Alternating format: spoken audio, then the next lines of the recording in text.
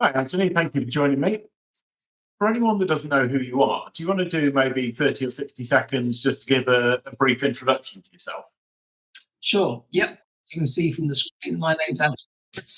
I was latterly in my career, I was SVP Global CIO at Walgreens Boots Alliance, which many people will know is a very large international pharmacy and healthcare business. I did that for 7 years, and prior to that, I've had a 30-year career in technology, working for large international organizations. Subsequent to that, I now spend my time in 2 or 3 different areas. I'm an independent director. I sit in a number of boards, notably Rackspace and Hitachi Digital. I also do a little bit of advisory and consulting work around that. Second part of my life is I have a portfolio of early stage startups, all of which have an element of technology in them. And I both invest in those startups and also try and support them with insight, with being there, being part of their board if necessary, at the very least mentoring them. So helping these small early stage companies to develop. And the third part of my life, which is probably more of my passion, is I'm the vice chair of a UK-based charity called Venice in Peril, which kind of does what it says in the tin. We've have a 50-year history of conserving works of art, buildings in Venice and the Venice area.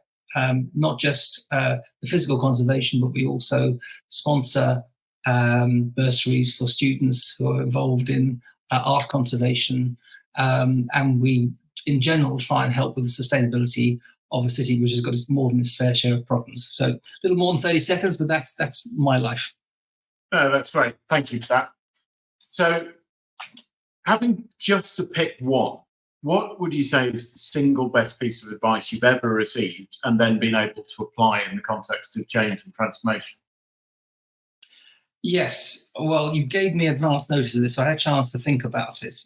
And as I said, I've had quite a long career to look back over. But actually, the best piece of advice I think I've ever had, and which I've applied, came before I even started work.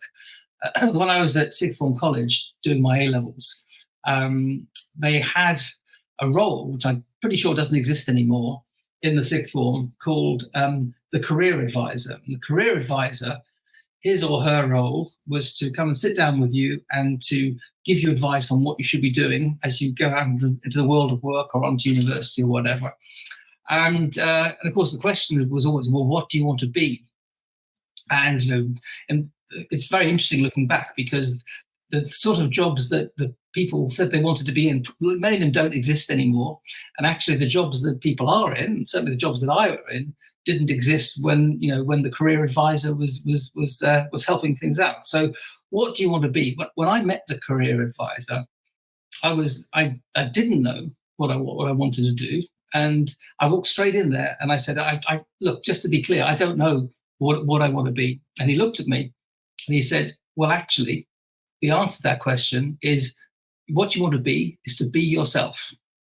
And being yourself actually is the best piece of advice I think I've ever had, because it gets described in different ways. Now people use rather grander expressions. They call it authenticity, or your inner self or whatever. But fundamentally, it's about the things that you understand about yourself, and then you can project into the way that you live your life. I'm not just talking your working life. This is your life in general.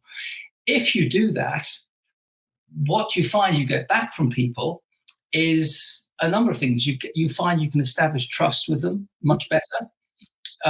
They sense your integrity. You will get goodwill out of them as well. So by being yourself, by being authentic, it not only makes life easier because you are being yourself, but it also enables you to get more out of people.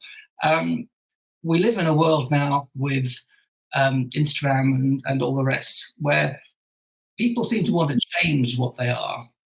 You can physically change how you look. You can make your appearance different. They want to project their own brand of what they are as being something that maybe they're not. And I'm not really in that school. I think that you should be yourself, you should be true to yourself, and you should be your best self. And if you do that, I think you'll find that you'll be able to affect change in other people because they will come to you rather than you trying to impose change on them. That's my philosophy, I think now. But I think it's something that would work for everybody. So that's my single best piece of advice given to me by a career advisor many, many years ago. Be yourself. Brilliant. Thank you very much. Really appreciate it. My pleasure.